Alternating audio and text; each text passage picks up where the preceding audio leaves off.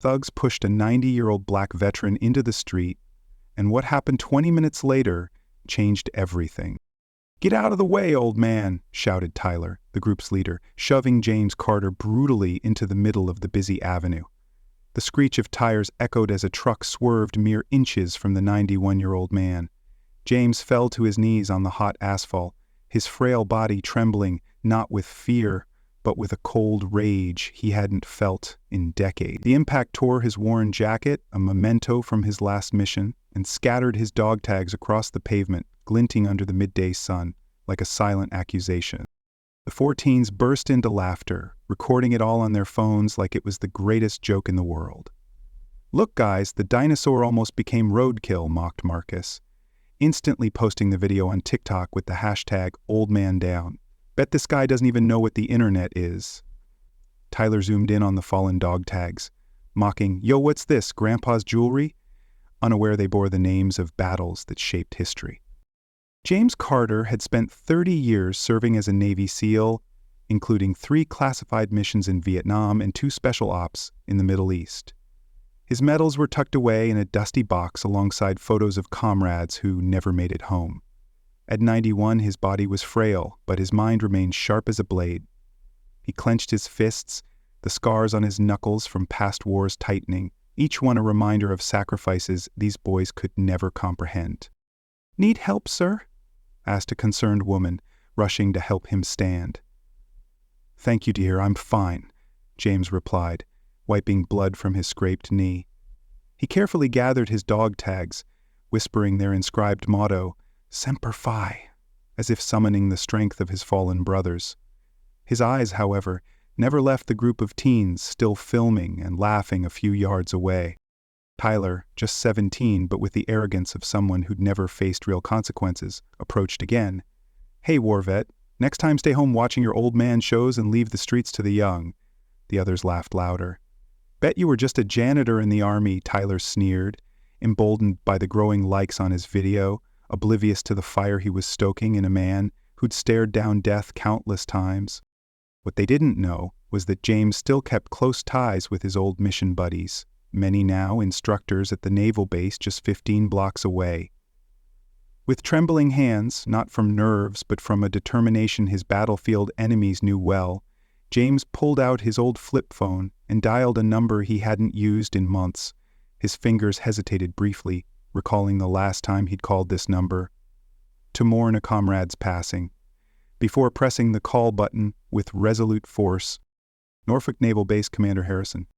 "Rick, it's James Carter. We need to talk." A pause on the other end. "Good to hear you, brother. What's up?" As James explained the situation with the calm of a professional briefing a mission, the 4 teens continued their private party, oblivious to what was being set in motion. Tyler even yelled, "Hey, Grandpa, who you gonna tell, your nursing home pals?" If they knew an active SEAL commander was on the line, they might have thought twice, but James only smiled.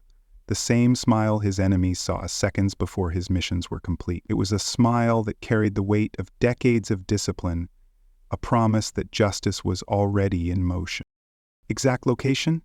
Harrison asked, boots moving swiftly in the background. 5th and Maple Street intersection. They're in an alley right there, bragging about what they did. The call ended and James pocketed the phone. For a moment, he just watched the 4 teens, still filming and posting their social media victories, unaware they'd just awakened something long dormant. He adjusted his tattered jacket, the same one he'd worn during his final mission, now stained with asphalt and blood, as if it too bore witness to this final stand. If you're loving this story about how arrogance can meet unexpected consequences, subscribe to the channel, because what these kids are about to learn will redefine the concept of respecting elders. While Tyler and his crew celebrated their win, posting cruel memes about James, something was happening 15 blocks away they could never imagine. At Norfolk Naval Base, Commander Harrison hung up and hit the intercom. "Attention all available instructors. Emergency briefing in 2 minutes. Situation, Code Blue, veteran in distress." Within seconds, 8 active duty SEALs dropped everything. Sergeant Rodriguez paused mid-hand-to-hand combat class, Lieutenant McKinney abandoned a half-written report. Captain Thompson literally ran from lunch. All knew James Carter by reputation, a living SEAL legend who'd saved more lives than most could count. They'd heard stories of his courage, like the night he carried 2 wounded soldiers to safety under enemy fire, earning scars that still ached in the cold. When Harrison briefed the situation, the silence was deafening. 4 teens pushed Master Chief Carter into traffic for fun, Harrison said, voice controlled but laced with icy fury. They're filming, laughing, treating a war hero like trash. Sergeant Rodriguez clenched his fists. Commander, we need clearance for an educational op. You're officially off duty for the next 40 minutes, Harrison replied coolly. What you do with that free time is your business. He paused, his eyes scanning the room, knowing each man was ready to honor a brother who'd given everything for their country. Sinister smiles spread across the room. Message received. Meanwhile, Tyler decided humiliating James once wasn't enough. He approached the old man again, live streaming on Instagram to his 3,200 followers. Yo, Grandpa, still here? Thought you'd be back at the retirement home by now, he shouted. Guys, check out this fossil. Betty doesn't even know what Wi-Fi is. He leaned closer, taunting. What's it like being a nobody now, huh? Bet nobody even remembers your war stories. Marcus had an even worse idea. Dude, let's make him dance. I'm blasting my music. He hooked his phone to a portable speaker, cranking the volume. Dance, old man! Show the camera how you partied in the Stone Age! Kevin jeered, nudging James's shoulder. The music blared, a mocking contrast to the military anthems James had once marched to, each beat fueling his resolve to teach these boys a lesson they'd never forget. They circled James, who sat calmly. To any casual observer, he looked like a defeated old man, but James was doing what decades of dangerous missions had taught him, calculating distances, memorizing faces, gathering intel. He noted Tyler's nervous tick, Marcus's overconfident swagger, Kevin's hesitant glances, and Josh's trembling hands. Every detail a piece of the puzzle he'd used to dismantle their arrogance. Know what your problem is, old man, Tyler said, leaning into James's face. You're from a time that's done. We run things now. The young ones? James finally spoke. You kids got family? Tyler laughed. Yeah, geezer, why you asking? Because you're going to have to explain to them what you did today, James said, a near imperceptible smile on his lips. His voice carried the weight of a man who'd faced tribunals and battlefields, a warning that their actions were about to echo far beyond this alley. At the naval base, the SEALs finalized their plan with military precision. We're doing this educational, Harrison instructed.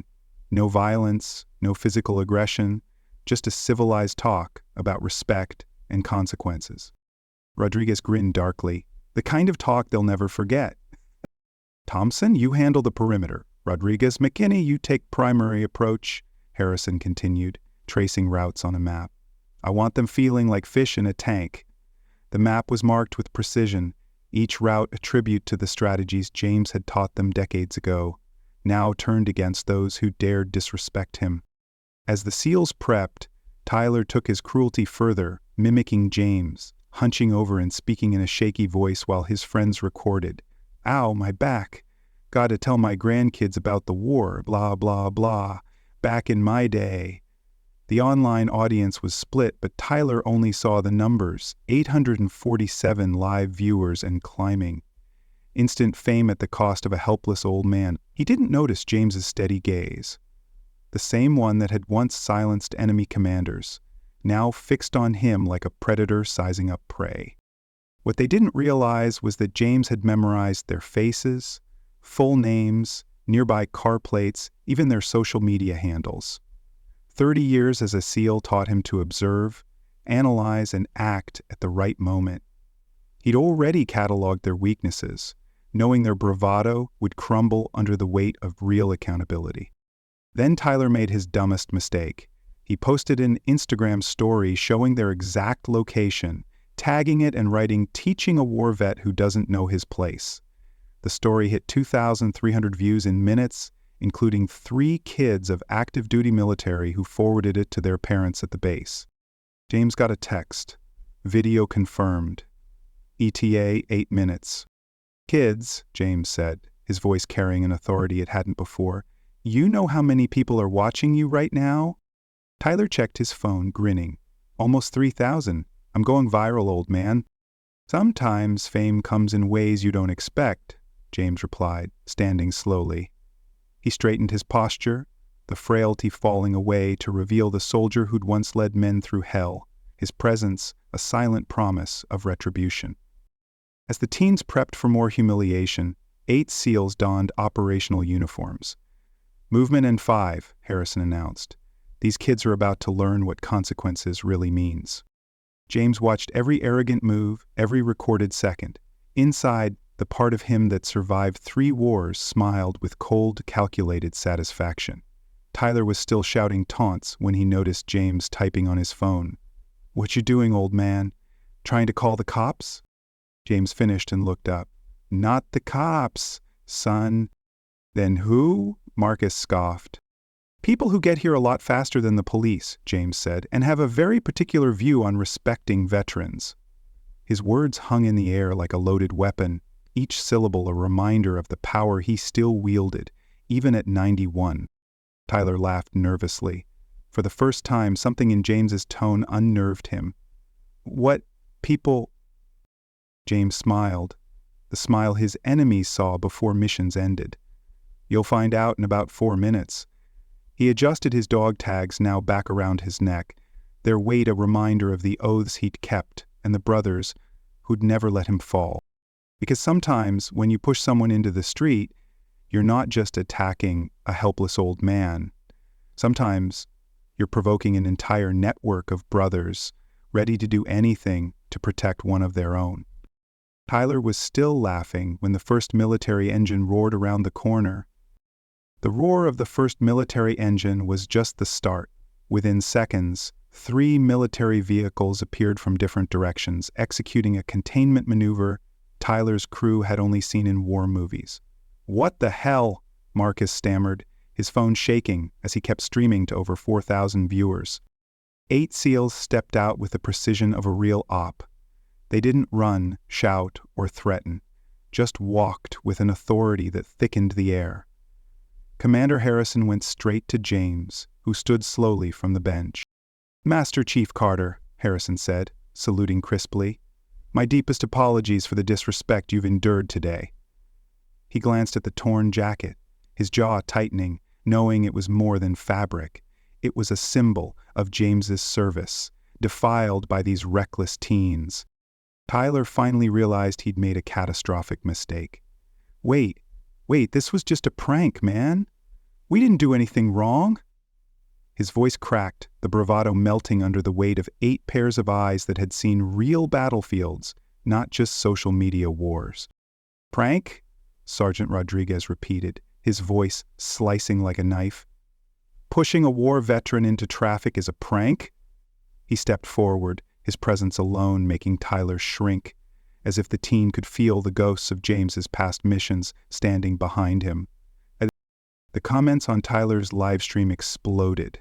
"They're screwed. SEALs don't mess around. Someone record this. These punks are learning today." Over 8,000 people watched live as a life lesson unfolded in real time. "Please, sir," Kevin begged, trying to hide his phone. "We didn't know he was military." "Didn't know?" Lieutenant McKinney asked, stepping closer. "So pushing any old man into the street would be okay?" He pointed at James's dog tags, now gleaming in the sunlight, each one a testament to battles these boys couldn't fathom.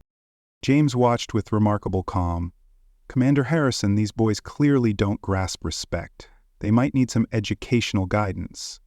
His voice was steady, but his eyes burned with the fire of a man who'd once turned the tide of wars, now ready to turn the tide of this moment. "Gladly, Master Chief," Harrison replied, giving a near imperceptible signal. The SEALs formed a circle around the 4 teens, keeping a respectful distance but creating an inescapable presence. No one touched them, no one raised their voice, but the message was clear: no way out. "You kids got family?" Rodriguez asked, echoing James's earlier words. Tyler, who'd mocked that question minutes ago, now visibly shook. Yes, sir." Good, because you're going to explain to them why 8 SEALs came to talk to you today, Rodriguez continued. And you'll show them the exact videos you recorded. He paused, letting the weight of their own recordings, now evidence of their downfall, sink in, like a noose tightening around their futures. Marcus frantically tried to stop the stream, but his hands shook so much he dropped the phone. It kept recording from the ground, catching the boots of the SEALs and the teens' trembling voices. Master Chief Carter served in 3 wars, McHenry said, voice polite but icy. He saved lives of Americans like you, and you treated him like garbage for social media likes. He gestured toward James, whose quiet dignity stood in stark contrast to the teens' panic, a living lesson in what true strength looked like. "We want to apologize," Josh, the youngest, cried, tears streaming. "We'll never do it again." "Apologies?" Harrison smiled coldly. "You're going to do more than apologize." He nodded toward James, whose presence seemed to grow larger, as if the weight of his service filled the alley, demanding accountability. James stepped forward, his voice low but heavy with decades of command. "Boys, you meticulously documented your own cruelty. You recorded it, posted it, laughed about it. Now thousands have seen who you really are." He held up his phone, showing their own video, now shared across platforms, each view a nail in the coffin of their reputations. Tyler checked his phone, horrified. 12,847 live viewers, hundreds of screenshots shared, angry comments multiplying. His full name and location were public. "Your bosses will see this," James continued calmly. "Your schools, your families, your future employers. You've created a permanent record of who you are." He paused, letting the reality of their digital footprint, a prison of their own making, settle over them like a storm cloud. "Please, take it down," Tyler begged, realizing his life was unraveling in real time from his own arrogance. "Can't," James said. "You chose to make it public. Now live with the consequences." He slipped his dog tags back under his shirt, their clink a final punctuation to his words, as if sealing the teen's fate with the same finality he'd once brought to enemy strongholds. The SEALs stood for exactly 15 minutes, long enough for the lesson to sink in, not just on camera but in the teens' minds. When they finally withdrew, Tyler and his crew were broken, sobbing like scared kids. "Master Chief," Harrison said before leaving, "it's been an honor." "Semper Fi," James replied, watching the teens scramble for their phones with shaking hands. He adjusted his torn jacket, a silent vow to mend it as he'd mended his resolve, knowing this battle, too, had been won. As the military vehicles vanished, James sat back on the bench, watching 4 teens learn in real time that actions have consequences. Their videos went devastatingly viral, not as they'd hoped. What they didn't yet know was that the public humiliation was just the beginning. When you attack a SEAL, even a retired one, you awaken a protective network far beyond what any civilian can imagine. 3 weeks later, Tyler Morrison sat alone in the school cafeteria, avoiding eye contact. The video of his humiliation by the SEALs had gone viral. Over 2 million views, thousands of shares, and furious comments that followed him everywhere. "Hey, Tyler," someone yelled across the room. "Where's your respect for veterans, man?" Laughter echoed. He flinched, remembering the moment James's dog tags hit the pavement, a sound that now haunted his nightmares. He covered his face, realizing this mark would haunt him forever.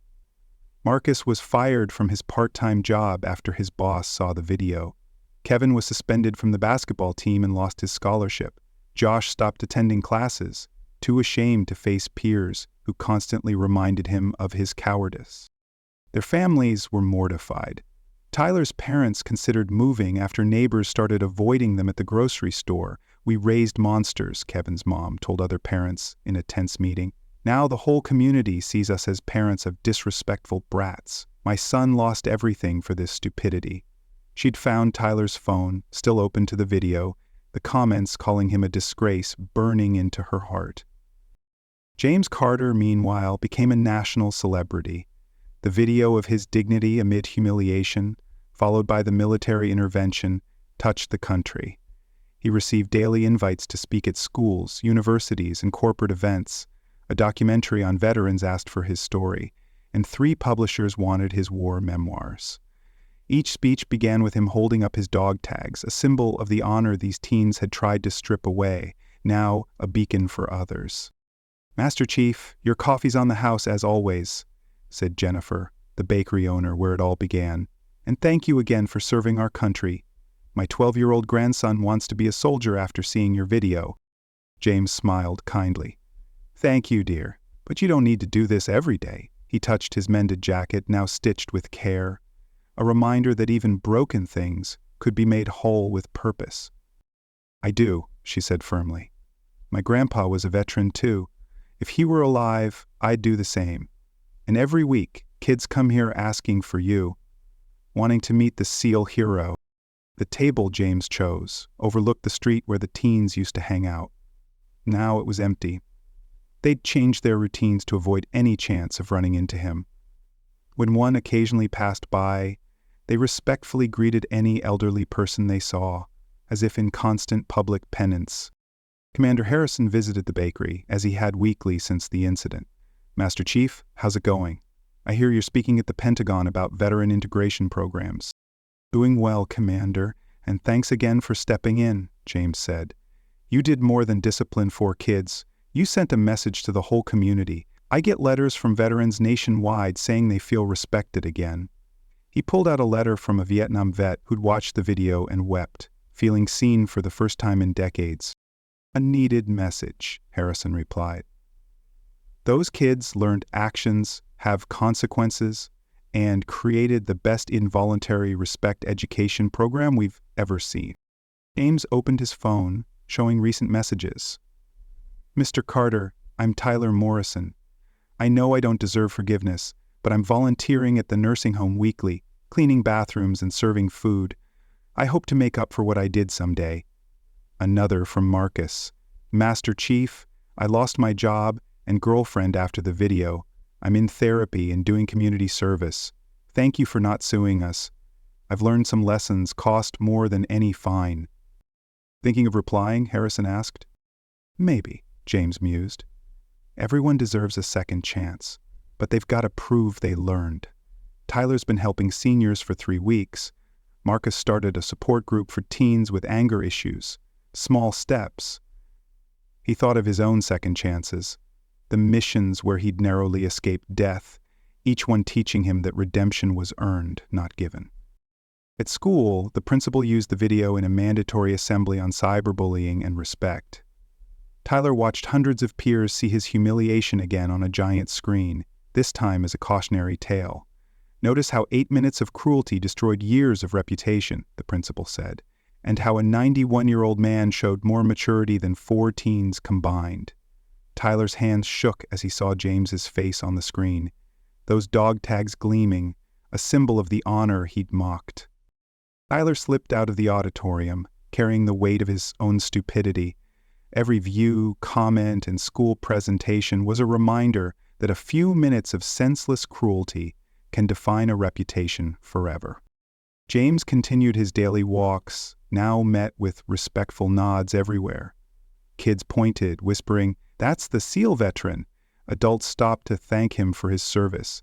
Shopkeepers offered discounts unprompted.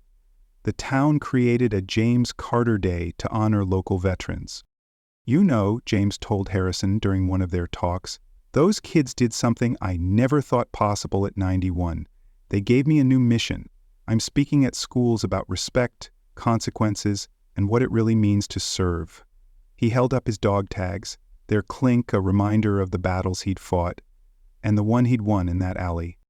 Harrison smiled. "Master Chief, you've always been an educator. You just changed classrooms." 6 months later, Tyler mustered the courage to approach James at the bakery. He carried a folder, voice trembling. "Mr. Carter, I know I don't deserve your time." He opened the folder, revealing hundreds of handwritten apology letters. "These are from kids nationwide who saw our video and regretted how they treated elders. They asked me to give them to you." James skimmed a few, teens confessing to bullying grandparents, disrespecting elderly teachers, or impatience with slow seniors in traffic. And this, Tyler said, showing a thick envelope, is $5,200.00 raised for the nursing home where I volunteer from people who said your dignity inspired them to help veterans. Tyler's eyes were wet, not with fear, but with a desperate hope for redemption. A hope James recognized from soldiers he'd once led. James stayed silent for a long moment, then extended his hand. "Tyler, I think you're finally getting the lesson." He gripped Tyler's hand firmly, the same grip that had pulled comrades from danger, now offering a chance to rebuild what was broken.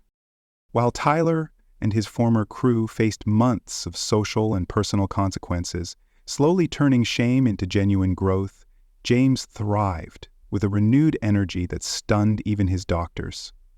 His story inspired thousands, reminding everyone that veterans deserve respect, no matter their age or appearance. What started as a cruel afternoon became the most expensive, transformative lesson 4 arrogant teens ever received. They learned that disrespecting someone who served their country doesn't just target one person, it targets a brotherhood that never abandons its own. James Carter proved that even at 91, a Navy SEAL never loses the ability to stand for what's right.